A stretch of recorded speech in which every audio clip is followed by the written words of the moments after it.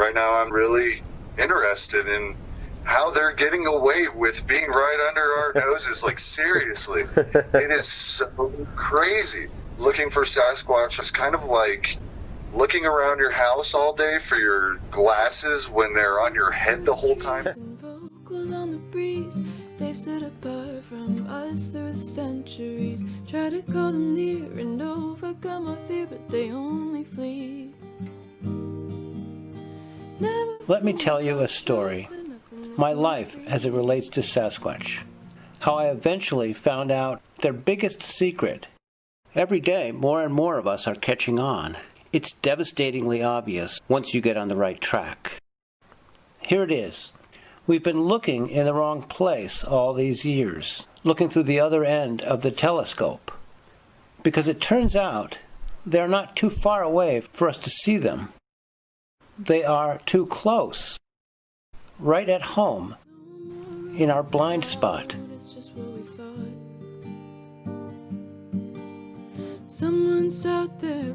Out of all the random spots on Earth, my family moved to a small Vermont town when I was just 12 years old.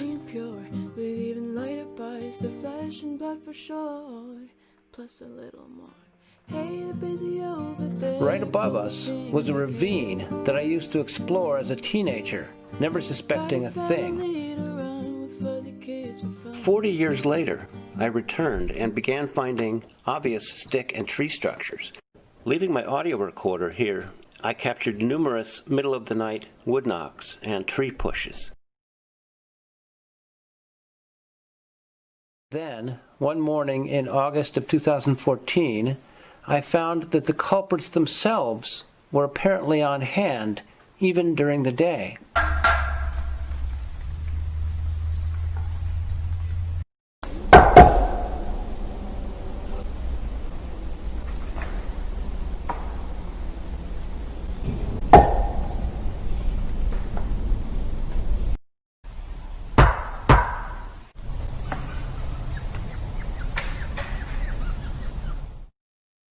You can check out my 2 years of intensive learning experiences in the ravine in my video, Sasquatch Up Close and Personal, including how, for many mornings in a row, I had pine cones thrown at me from about 150 feet away.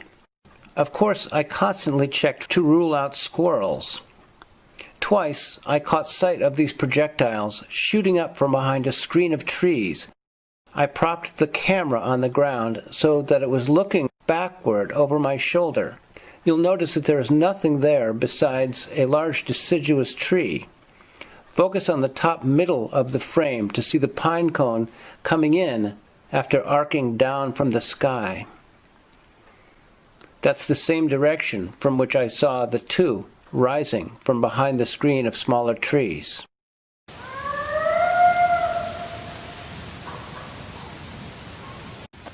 One day in here, while I was distracted by wood knocks and a very bold coyote,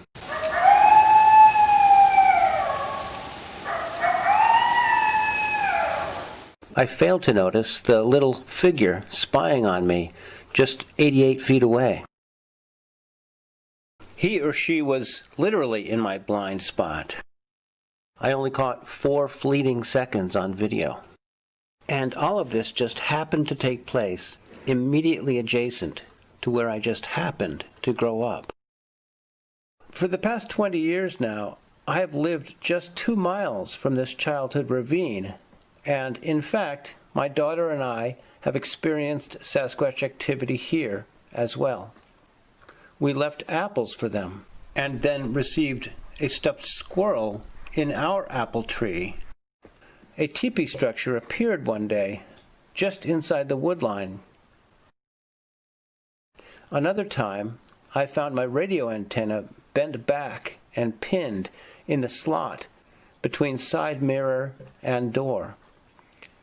It took me a while to realize that this was a dead ringer for a tree bend secured by debris. More recently, I have documented their presence in real time.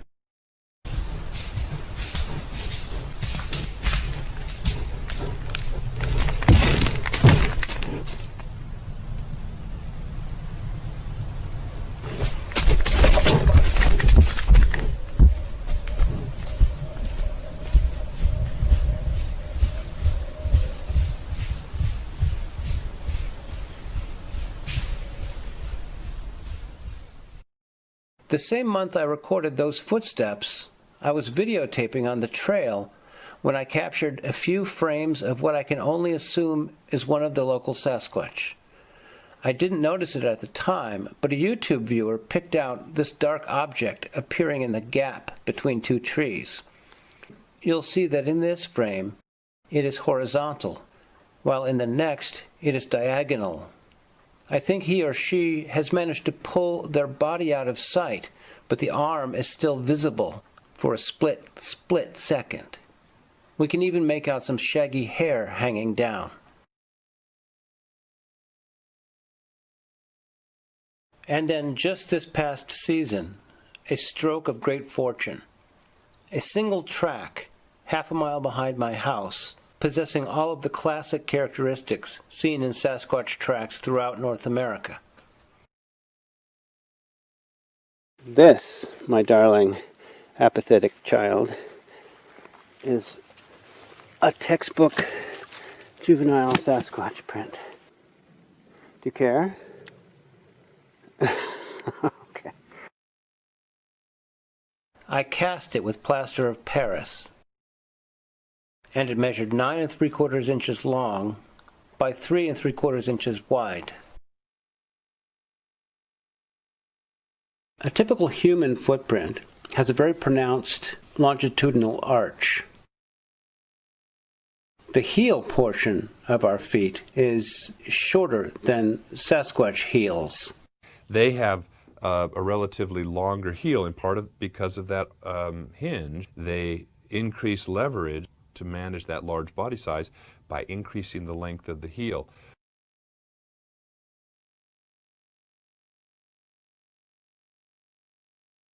That spares the toes the bending stresses that is selected for shortening in human feet, and so their toes are really quite long.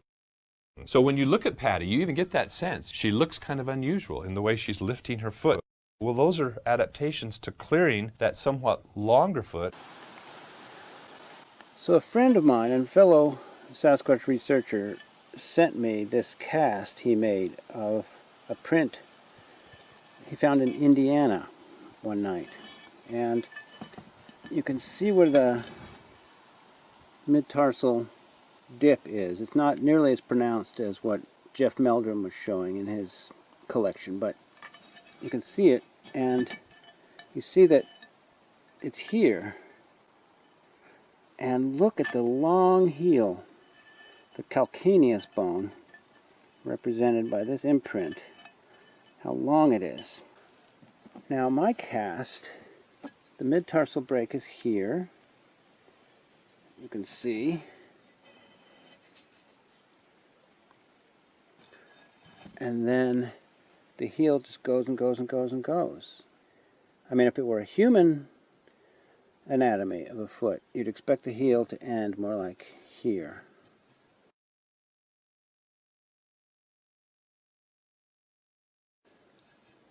But this one just goes all the way here. You can see where the toes slid up into the mud.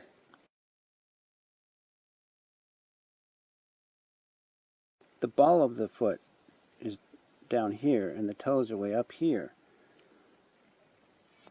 So you see that, and so the toes might have been a lot longer than they appear here because they squunched up into the mud up above the bottom, thereby kind of compressing them. And so, I mean, look at that long, long heel. Beautiful.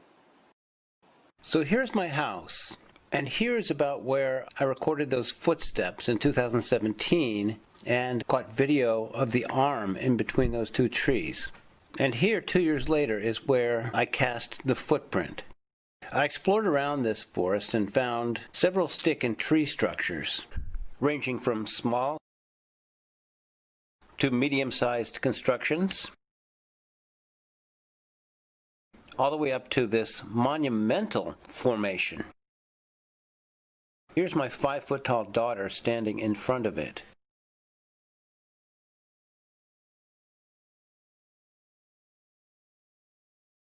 about 12 feet high and made up of many broken trees and thick limbs.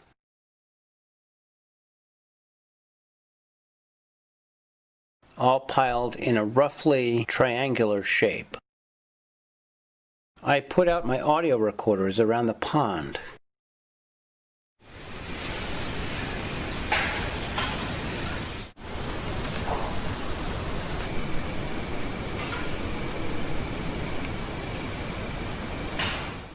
So I started up a podcast called The Nearness of You, which gave me the opportunity to interview fellow researchers across North America so that we could compare notes about what we were finding. I started close, like right across the street from me, there's a really huge park.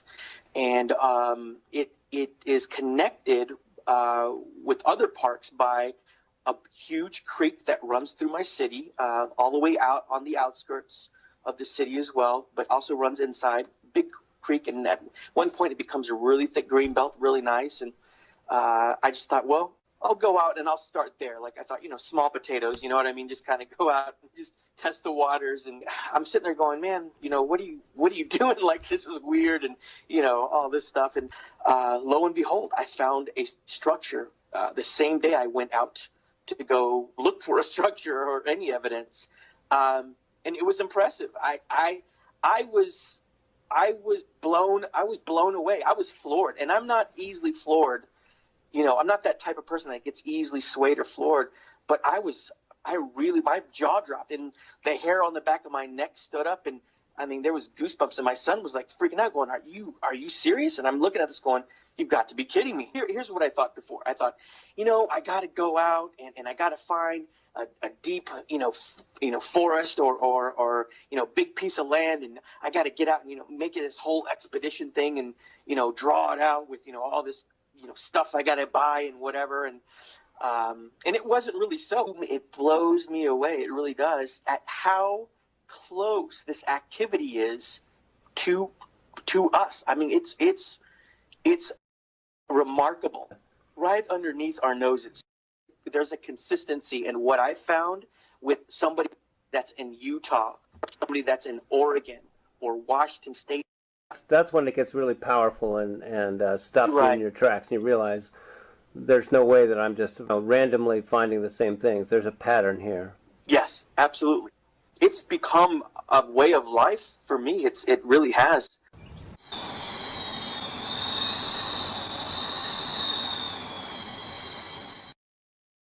It never really occurred to me that I could go out and look, The Bigfoot researchers seemed like a serious deal. Like, you had to buy a casting kit. You had to do, I probably just never gave it much thought because I've grown up in Los Angeles and I'm a city gal. But throughout the years, I've grown to spend a hell of a lot more time outdoors. So all this hiking we had done, and we just started transitioning into hiking off trail. Now we had a purpose. Now we were going to start going out and searching ourselves. You got a fallen tree, but then you've got an upside down tree.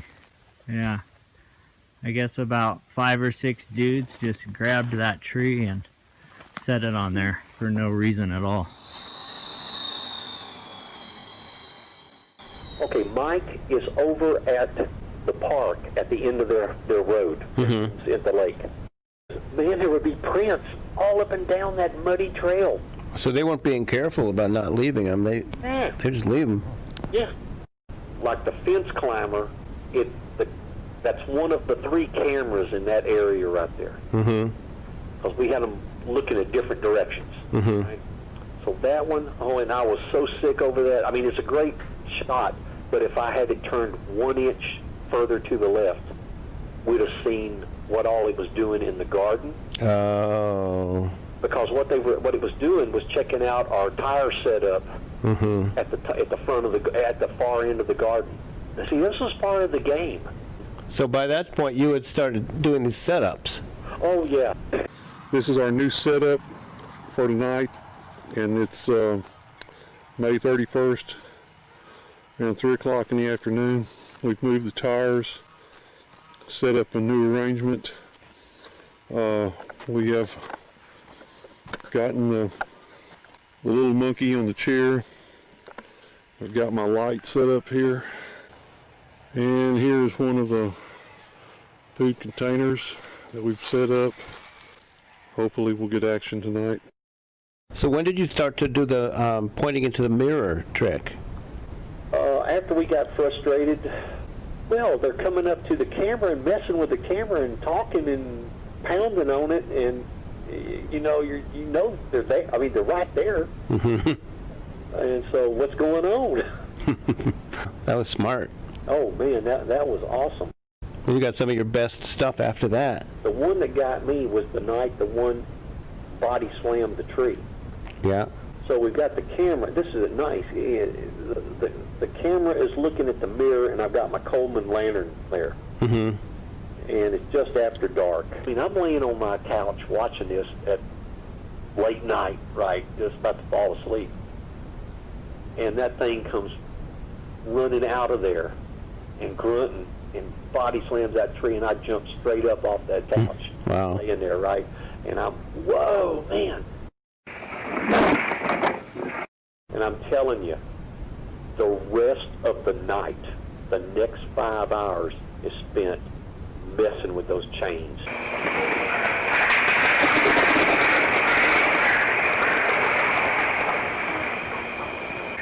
Here's a photo of that tree taken after that night's events. Like I said, this is a Bodoc tree, or a Bois d'Arc tree, or however you want to say it, but known here in the South as one very, very tough piece of wood to break. You know, after a day or two, and day or a night or two, they brought the tires back and placed them on that stump. Here's a photo of that. So you'd get 1 or 2 clips, little clips, off maybe 6 hours. So that was a lot of, that's what would happen. You wouldn't get a whole lot, you'd get these little clips. But then MK took them, and that's when he began to do his analysis. Just think how many people around the world, around North America, have stuff like this, and they don't put them out. Oh, yeah. Well, see, here's what blew my mind, because when I came into this, I was told, well, they're just night. They're at night. They only do things at night. Right. And that's just not true. Half our footage was daytime stuff. Yeah. Yeah.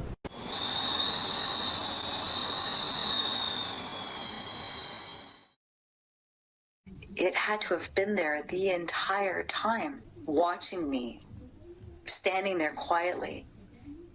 It astounds me. It really, I don't not really quite have the words to express what, realizing that means to me. And then for it to hear it, and then to see it walk away as I ran away, I've almost, thought, did it do that because I was getting too close? Did it do this in order to wake me up and to alert me to their presence, to their capabilities, that they can hide literally right beside you and you don't even see them. You don't even know that they're there. But certainly that day I saw it, I heard it. It was very close to me, just at the back of the shrubs.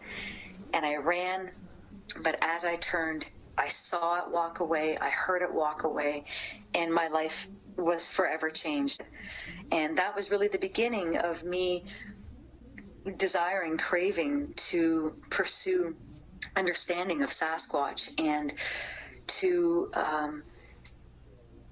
get to the bottom of what happened that day. It was a very personal, emotional encounter that I'd had, and I found it difficult to talk about it with anybody because of the impact it had on me. It changed my outlook on the universe, on life, on nature, and it put me on a path that I've never been able to leave. And I see it as a blessing. I'm grateful to have been on it, to have been put on it, to have kind of been kicked onto it. But I recognize that this path has only continued to open me up and push me forward and help me evolve emotionally and spiritually and mentally and as a human being. And it's probably been one of the greatest gifts I've been given my entire life. It was around that same time I started finding larger structures near where I live, near urban centers, near towns, near highways, near golf courses, near orchards, near where people live.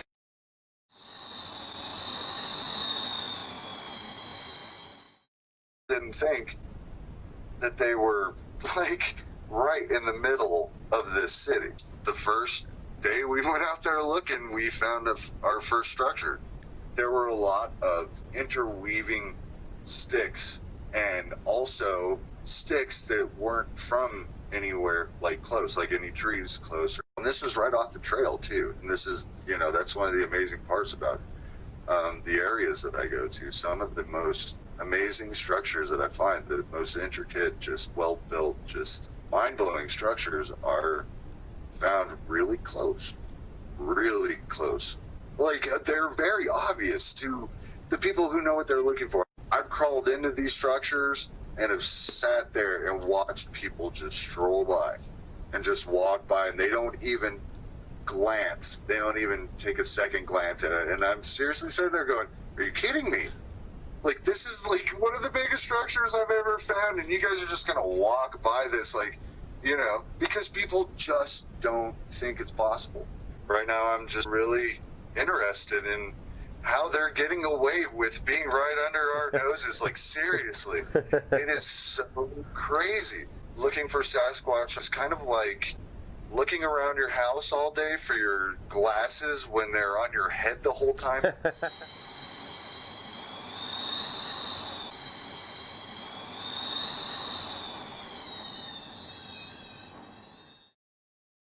This next portion is by Nathan Rio, and I want to here publicly thank him for having said to me that I could use what I wanted to, what I found valuable in his old videos anytime I wanted without asking him. So I deeply appreciate that, Nathan, because even though you may not think so, in my view, your contributions have been major.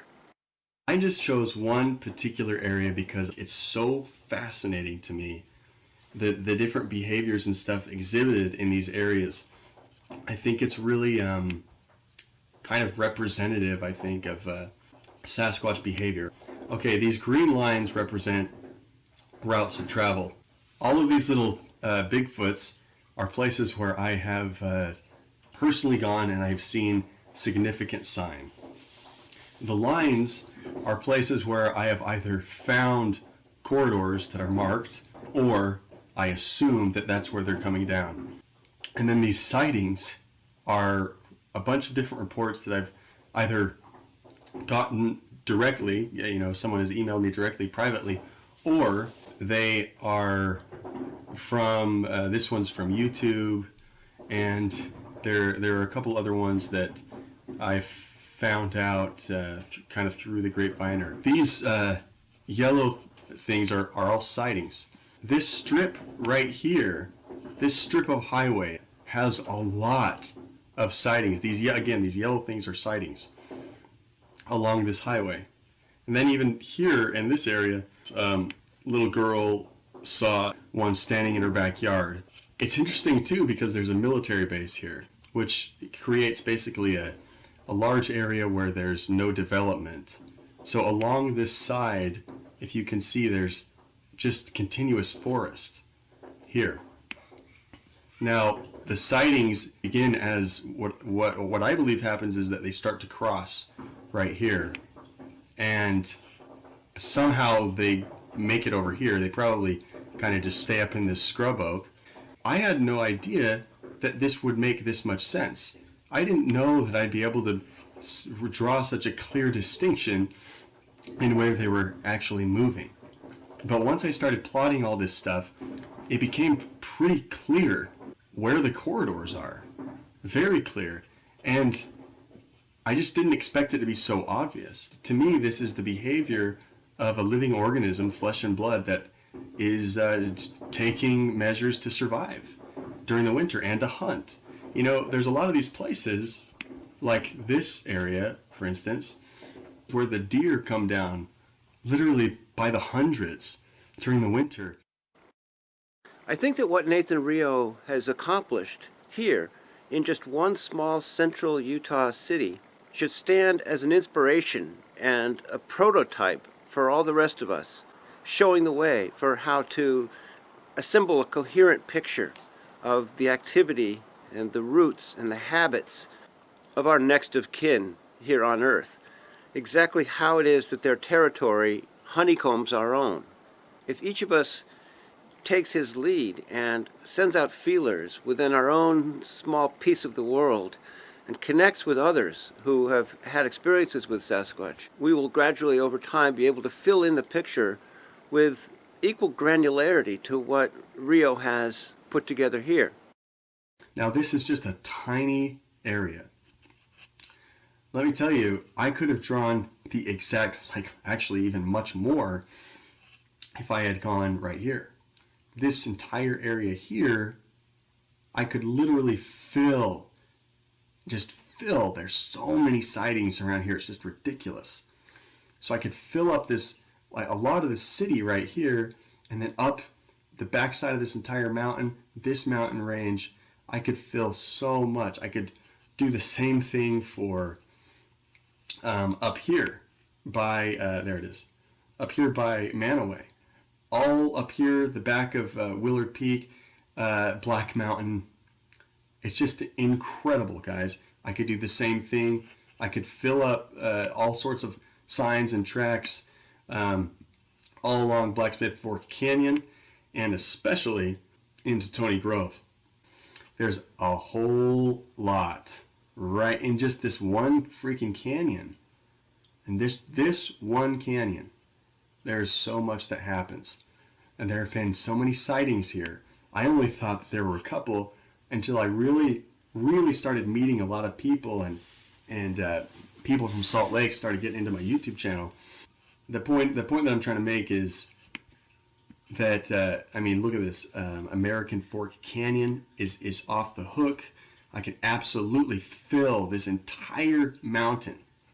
This is Timpanogos Peak with trails and sign and footprints and sightings and everything. So here's the thing that makes me wonder. This is Payson Canyon here. It's just crazy. Here's the thing that makes me wonder about all this. I know that tree structures are really old. You know, you can't really tell when the Sasquatch are coming through most of the time. But sometimes they're brand new. And I've seen it happen. In fact, I've gone to places along the Weber River. It's right here. There was a massive tree structure that did not exist. I came back the very next day. There was no storm, nothing, no rain, nothing. And an entire gigantic tree structure was there. And so Dr. Jeff Meldrum says that there's probably not even 5,000 Sasquatch in North America. And I think, well, how am I seeing so much activity? How on earth am I finding all of these things in all of these areas if there's so few Sasquatch? Look how specific it is. I don't think that they're everywhere at all. I think that there's maybe a family or a clan per segment. See, like here's a little partition of this mountain range. Maybe there's a family there. Maybe there's a family here. Now here's the other thing that makes me think that there's an actual Sasquatch near when I go out. I mean, this seems pretty, in my mind at least, pretty conclusive. That there are wood knocks. Okay, I'll even go out at like 1 in the morning and stuff into the mountains. How are there wood knocks and whistling and stuff? Why would there be a Sasquatch where I am? Why wouldn't it be chilling over here in this canyon here? Why would it be exactly where I am? I just don't understand that. If there are so few of them. The population is like grossly underestimated. Again, they're not everywhere. They need specific conditions for very, very realistic, practical reasons. There's the deer, the food source, the water, the privacy, the cover and concealment. See, nothing at all about this indicates that these things have supernatural powers. Following Rio's lead, I, so to speak, came out of the closet in the nearby city of Montpelier. I was able to get into my local newspaper, which is definitely an advantage in this outreach. And I also posted in town Facebook groups and online bulletin boards. The first of many responses that I got was already very interesting. I saw your posts on Front Porch Forum and suggest you contact this man. He shared a couple of stories with me just this morning that I know you'd like to hear. This man is in his late 60s and lives in a small town about 6 miles from me. I'm not looking to have any investigators show up or anything like that. The biggest thing I've learned about them is leave them alone. Those times that I actually saw one, it was while I was hunting. Well, so Ryan mentioned that you thought maybe there's some activity right across the street from you? Yes, there is. And I don't, there's a female and a youngster. But you haven't seen them? No, I've heard them. I've heard the youngster. That's how I know there's a youngster up there. Mm-hmm. And if you've got one in Calais, you've got one around you? I have had activity around my house. We leave the windows open at night when, cooling the house down. And we hear them, and I believe there was a male here earlier this year. Mm-hmm. What? That thing, and it was screaming its full head off. Really? On the other side of the street, on the mountainside. It scared my dog to the point that I was taking the dog out to pee in the middle of the night when I first heard it. And the dog was screaming. I've never heard a dog make sounds like that in my life. She instinctively knew just that. Wow. She wanted to get the hell back in the house and away from this thing. She was pulling me on the leash and screaming at the top of her lungs. I've never heard a dog make screams like that. They come through in the spring and fall, but now I got one that's living here because it's got a young one, I think. And I haven't gone into the woods at all. There's a young one, a mom, and a young one up there. All you're going to do is play with fire. You go up there and start looking around. You'll be the next case for David Pallades. Yeah, 411. Yeah, go ahead. Well, last winter some kids saw one behind the elementary school. I don't doubt that. That's close. That's close to your house? Well, fairly. I mean, think about it. It's, these things can walk. Oh, I know. Well, yeah, it's all close. Yeah, they go around. They circulate around. Absolutely. This is an elementary school, by the way, where my sisters went years and years ago. I came across your video last night and wanted to just reach out and share an incident that happened last winter. My 8-year-old son at the time came home from school and told me that he and a couple of his friends were playing on recess when they heard a loud noise in the woods near the playground, and when they looked toward the sound they saw a Bigfoot. That boy's sighting strikes me as extremely logical in terms of location. This elementary school is right across from where an old acquaintance of mine used to go in his kayak, along this very circuitous kind of canal through the reeds, leading to a very isolated peninsula. He reported to me that on many occasions he heard wood knocks coming from up above in the forest. You can see here that it's a very thick, undeveloped area. It's also right next to the spot where another friend of mine, a local college president, saw many years ago a small figure cross the road right in front of him, right here. The passenger in his car said the first thing that jumped into her mind, which was, is that a poodle?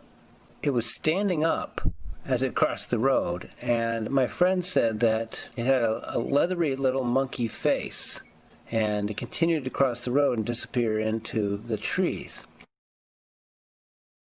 I was actually looking over here, and then I wanted to just scan, and I turned, and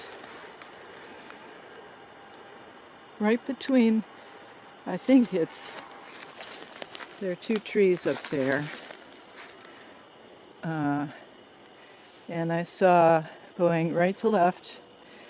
A very, very black, like no other color anywhere around here. I'm only guessing 6 feet tall between two trees. I saw the outline. It had a pointed head, and the top there was something funny, like a little bit twisty about the top, and it was moving that way. And it was like a split second and then it was gone? Yep. And I went right up, and it was nowhere. They often just go get behind something and then go I was wondering about that. directly back. You know, the thing that makes me believe in it the most was the color, because it was just a different scale of color from anything here. She has located many structures, this teepee being the best so far. And because she is a conscientious, albeit brand new researcher, she took me up on my suggestion that she record audio in the middle of the night.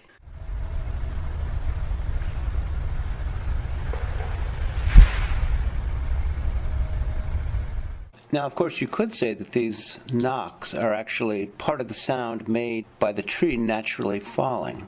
So we're going to need to hear some further percussion.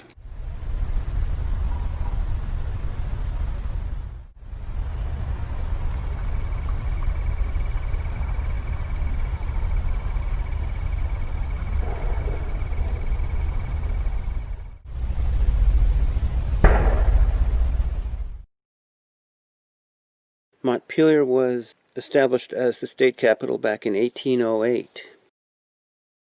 Okay, to situate you in geography here, my house from earlier in the video, right near the ravine, also from earlier, is 12 miles from Montpelier.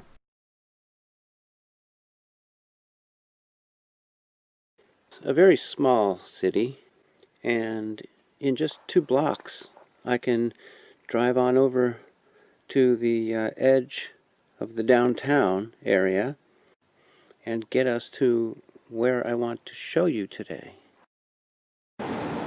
So this one is quite accessible. There's an elaborate exercise trail with pull-up bars and balance beams and all kinds of stuff up there. This one, though, is a lot bigger, and it's sort of isolated, bounded on 3 sides like a peninsula by roads and houses. And then here on the back side, it's all private property. They've stood apart from us through the centuries. Try to call them near and overcome my fear, but they only flee. Never fooled by trust, they're nothing if not free. Since Patty showed the way, we're searching night and day. Deep in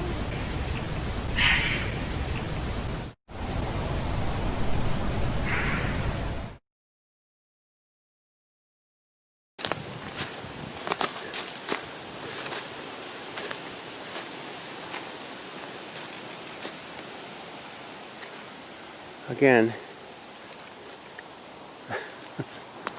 humans don't get much out of the high extra sticks way up there. That's 11 feet up. Extras. And then look at all these leaners. Okay, first of all, you have this long bend, and you have no fewer than 1, 2, 3, 4, and look, this isn't a crook. This isn't in a crook or a crotch or a fork or a wishbone. Here's 2 more. They cross, and they cross back again, and kind of to make a wishbone. And by God, there's yet another one. What human is going to go to this trouble? Oh, look. There must be 200 or 300 branches involved here, and most of them have been peeled of their bark. About 50 feet away, another discovery. It's weird, huh? It looks like somebody nailed these to make a treehouse. But there's no treehouse up there. Instead, there's this elaborate weaving that could not possibly be used for humans to stand on, even kids. You know, it's just sticks. And it's kind of like a Sasquatch version of a human treehouse platform. But who would go to all the trouble, if you're a person, to make such a thing? And here we have, oh, I see. Couldn't pull it out because, oh, what do you know? It's snugly fitted. So, geez, this is curious. So weird. Human ladder leading to an apparent Sasquatch structure. You explain that to me.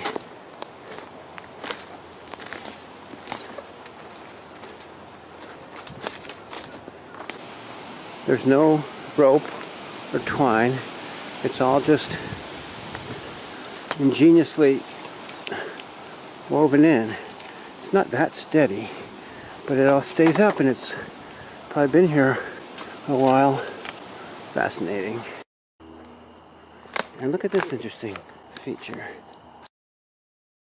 that people are not prone to making. It's a little boring little assemblage of branches and little twigs. And to my mind, these side hustles are a dead giveaway.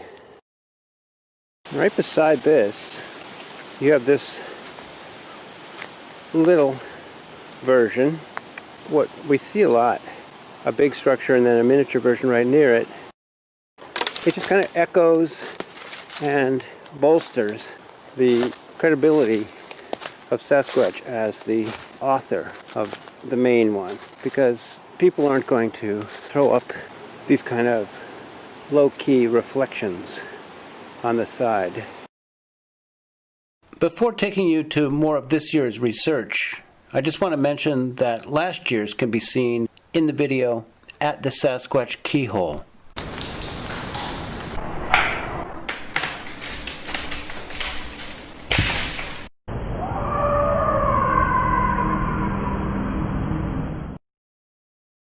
I've been recording for a long time now with absolutely no results. Up here, I've listened to many nights of audio, more than 65 hours in real time. I just feel certain that they must come around up here based on this particular situation. I find a structure right next to residences where children play.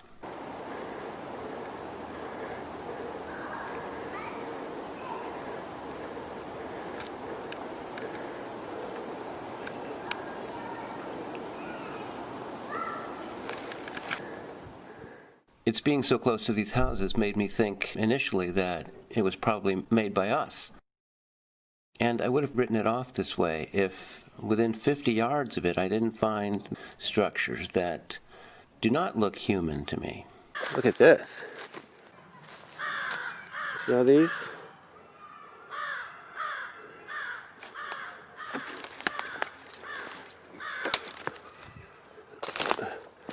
Look at them all. Almost a teepee. Look at all these sticks. These branches going up in there.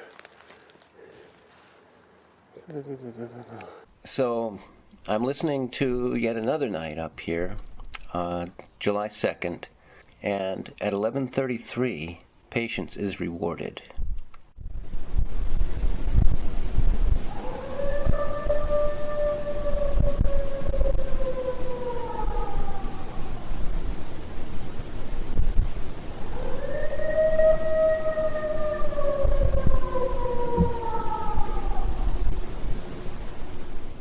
first I thought this call could be a siren or a wolf or a coyote. But notice the very end of each of these vocalizations. There is what bioacoustics analyst Monongahela calls an ooh-ah phoneme shift. Ooh-ah. Wolves and coyotes cannot make that shift. Here I've suppressed a little bit the frequency where the wind is blowing.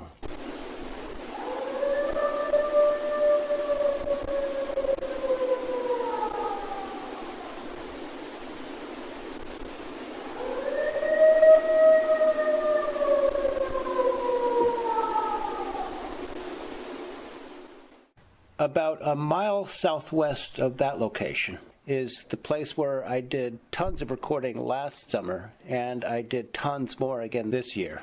On June 19th, I captured what sounds like a guy, but often Sasquatch do sound like guys, as you'll see in a little while. It was the middle of the night, in the middle of the woods that is full of structures and has played host to plenty of wood knocks.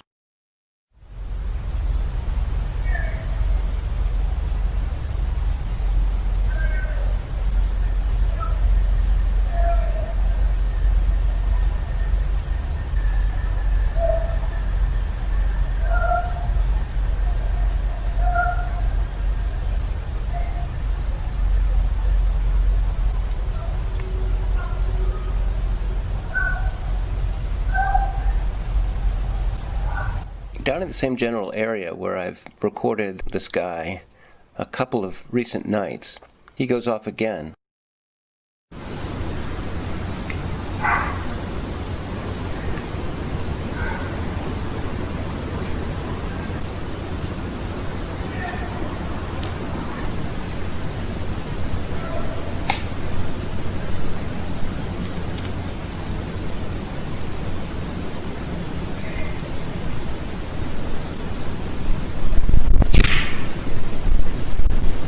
These vocals were not audible from this recorder over here, and they didn't sound very close to this one. So my hunch is that they came from the forest across the river over here. Next I put one recorder right down there and the other up over here where I've found a lot of structures.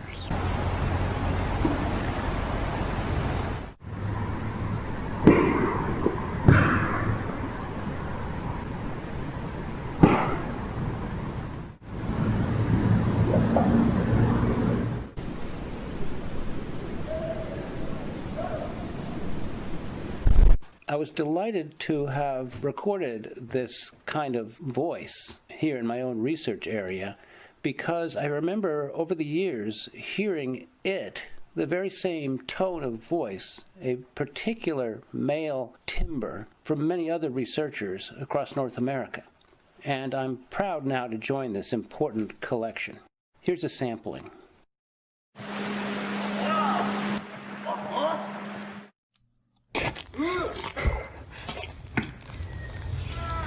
Here we go.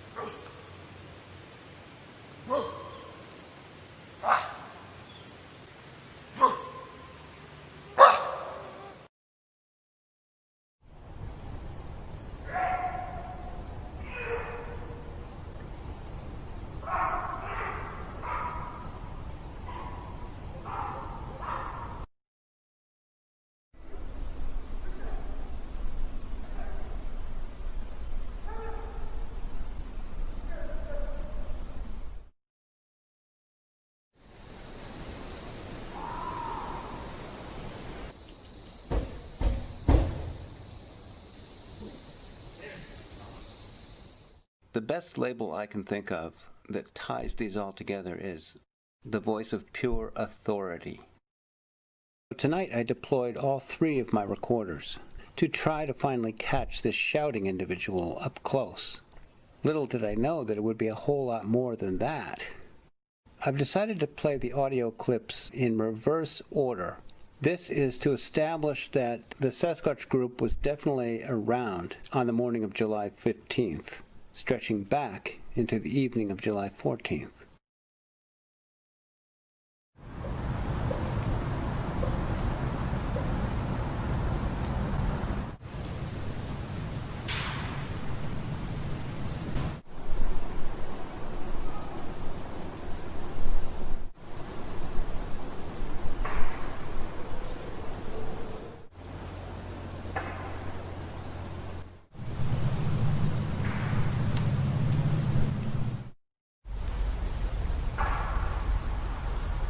Just an hour earlier, there was what I'm calling a jamboree, and surprisingly, it took place not in the larger forest, which is next to very few residences, but in this tight pocket of forest that's surrounded by human habitation.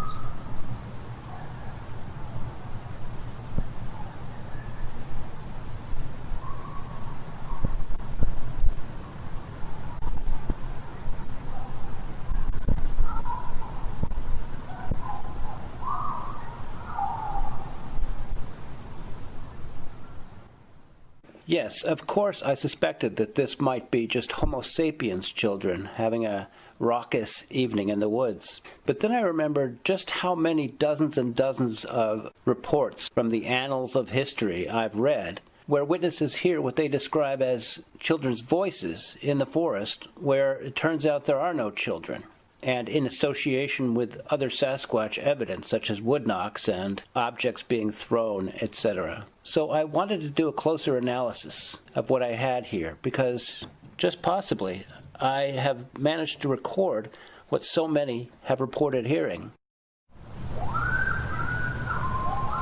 A few things to keep in mind about this episode. First is that the vocalizations occur only between 11:09 and 11:18, and it's a Sunday night too. This time span seems both too short and too long for the teenager theory. Too short because, of course, parties are not 9 minutes long, and too long because if they were just having a burst of enthusiasm, or were trying to prank me, say, I wouldn't think it would be longer than a minute or two. Number two, we hear no music whatsoever, and there's no party refuse in this forest. I've checked thoroughly. Number three, recall who was making their presence known later that same evening.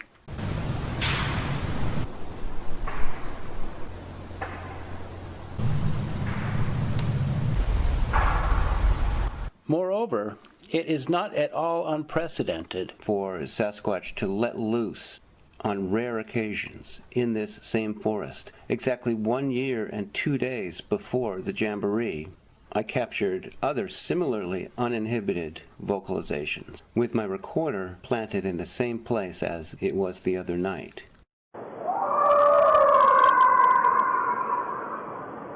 It could very well be that, as a kind of celebration or ritual, about the same time each year, the group is allowed to come very close to our people and just go crazy and sound off.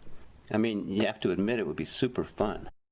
Here's audio analyst Monongahela breaking down a few clips from last year's capture. That sounds pretty impressive. So what you have here is a nice, loud, I won't call it a shriek, but it's closer to a roar, but it's very high in pitch, and you see a lot of broadband up here, but it sounds like a very agitated voice.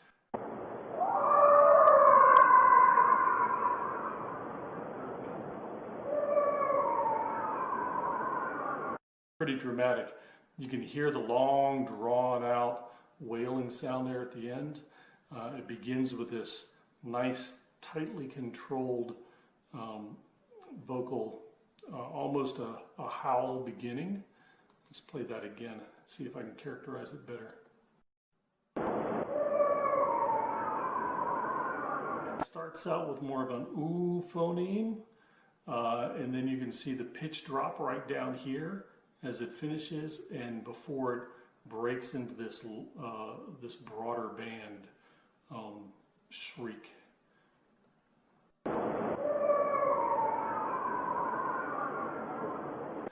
In the beginning of these vocals, you'll hear an ooh phoneme, as in boot, ooh, and it transitions into an ah phoneme, as in father. So ooh, ah, you can hear that plainly in these last two vocalizations.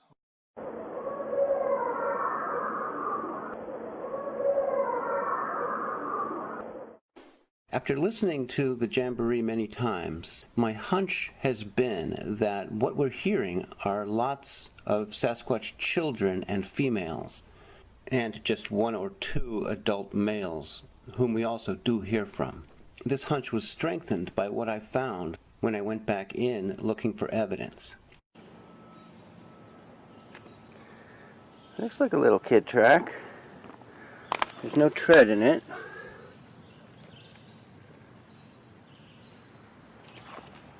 And it's very little.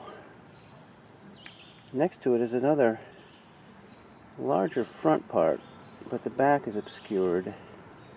But it looks pretty good. It's a rare night out to let loose all your inhibitions. Here's another one, a little bigger.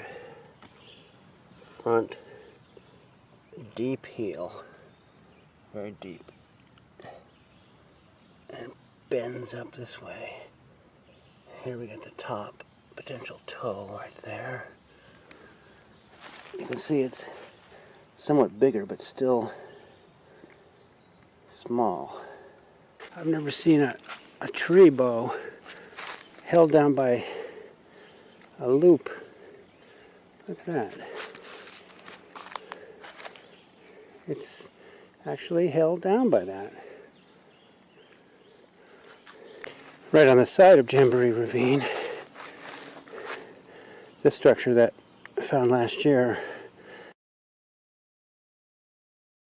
you can see that 99% of the ground is pretty safe for them in terms of tracks. It's just leaf covered. I'm not good enough to recognize tracks in that kind of surface. And that little muddy stream bed, just one thin band at the bottom of the valley. Let's focus on a few interesting moments I've picked out. At the 23-second mark, listen for what Monongahela calls an integrated wood knock, followed immediately by a deep vocalization. Call me crazy, but to me this sounds like a reprimand, like, keep it down, guys.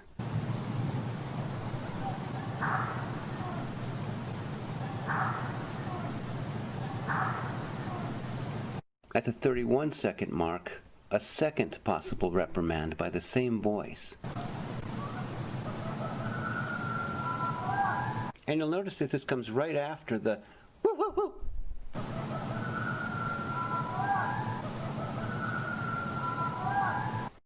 At 35 seconds, a foreground branch snap.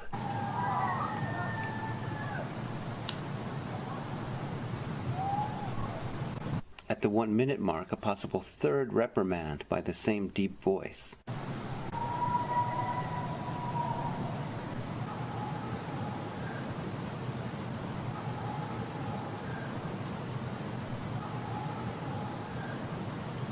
And then at 1:37, we have another of what Monongahela calls an integrated wood knock.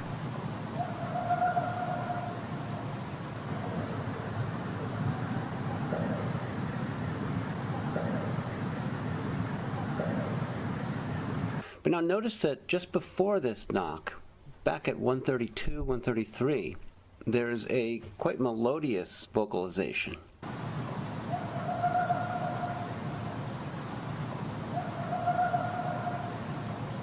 And it reminded me of something that Monongahela picked out of my file last year. It has a similar tone and flavor to it. Here's an example of a phoneme stream. This could represent speech, but probably in a language you wouldn't recognize.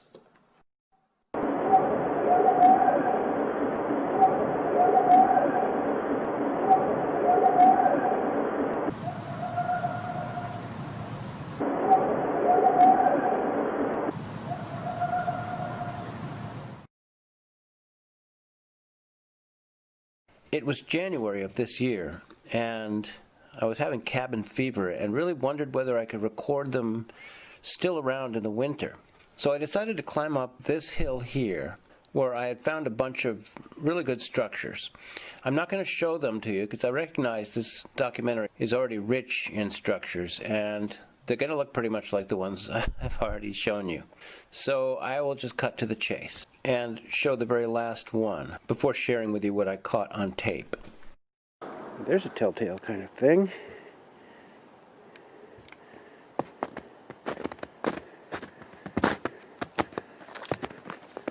Oh, yeah. Oh, this grouped up in here. That's what they do, all right. Yep. The other side, these branches coming through. So it doesn't surprise me because I know they're in the woods not far from here based on last year. I just don't know if they're here in the winter.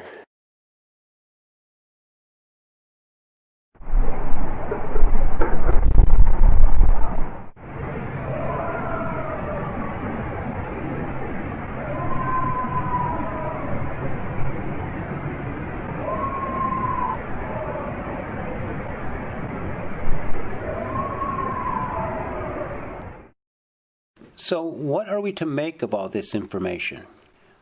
We can catch their signs and signals all around us whenever we stop and choose to seriously look and listen. But where, oh where, do Sasquatch really live? That's the thing. I think they slip and slide. They circulate, like the nomadic, decentralized cells of benign terrorists who spy, who carefully case our places but never quite strike. Again, let's give the floor to Nathan Rio here. The mountain terrain that he describes applies as well to the microforests right beside all of us. So this right here is a mountain range that I have been to, and all these orange diamonds are what I call wallows. The Sasquatch have these little places where they spend more time. They congregate there. They seem to be these hubs. And then what they'll do is they'll have tree structures in these swaths along these corridors. So they'll have tree structures marking their corridors through the forest. If you follow it for long enough, it leads to another wallow. They have like almost a web throughout the forest. And what they'll do is if somebody is approaching this wallow, see, there's fight or flight. They can choose to be aggressive or they can choose to be passive and aloof, and they can choose flight. In 99% of the time, they don't choose aggression, they don't choose fight, they don't choose intimidation, they just choose to leave. And a lot of the time, they'll stick around and they'll observe you from afar. They'll stay a couple hundred feet away and they'll observe you and they'll wood knock and stuff. It's funny because you'll enter their area, you'll enter a place that's really dark, tons and tons of tree structures in there, wigwams, teepees, whatever, and they'll move out of it. They'll back right up.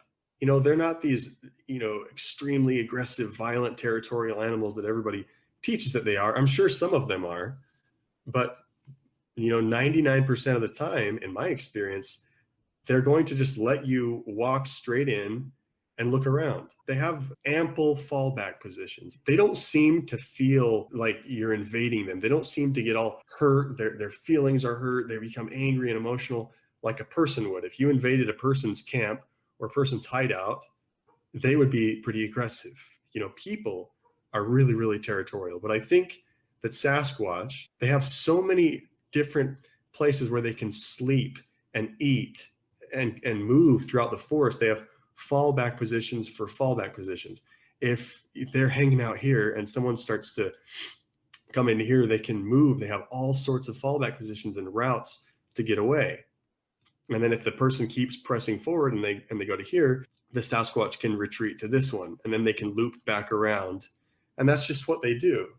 This is what I have observed consistently. There's a network of travel ways and corridors that are marked with tree structures all throughout the forest. They have forward observation positions, recon areas. This is a very, very simple map that I put together. I didn't even add in here any of the posts. They'll often have posts like around hilltops or near hilltops. So there could be a post here and a post here. It's not a wallow, but it's a little place where they stop and post up and probably observe. Over these past 18 months of concerted local research, I've monitored this handful of microforests as consistently as possible, logging more than 700 hours of real-time listening. Still, though, given the amount of ground to be covered just here in this randomly selected microcosm, and the more than 500 nights in question, I would be astonished if I've heard even 10% of the audible Sasquatch activity taking place. More likely, the percentage is down closer to 1. I measured the distance from end to end of my chosen territory, and it comes out to 2.64 miles. What if I'd had the resources and the man-hours required to set up, say, 10 listening posts per night and to review the complete results within an expanded 5-mile radius? 15 miles? 25?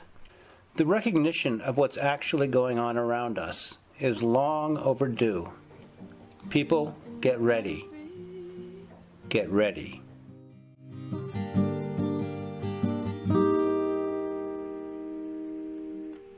Glimpses through the trees and vocals on the breeze. They've stood apart from us through the centuries. Try to call them near and overcome our fear, but they only flee. Never fooled by trust, they're nothing if not free. No more room for doubt, it's just what we thought. Someone's out there close, a nightmare on the door. They cut us down to size, towering and pure, with even lighter bodies, the flesh and blood for sure, plus a little more. Hey, they're busy over there, focusing their care. Got a family to run with fuzzy kids for fun. Dad has to man his post, make sure the coast is clear. They have to toe the line, we better toe the line. Glimpses through the trees and vocals on the breeze. They've stood apart from us through the centuries. Try to call them near and overcome our fear, but they only flee. Never fooled by trust, they're nothing if not free. Since Patty showed the way, we're searching night and day. Deep in the wilderness, yet meanwhile they sneak to our backyards for a peek, hiding us this way, putting character to test, staying out of reach, yet begging us to play. No more time to lose, violence lights the fuse. Thirst for wealth and fame, we need to save the day. Take truth to Washington, give gentle souls to say. Our trophy hunters win, we need to spread the news, cause they're our next of kin. Glimpses through the trees and vocals on the breeze.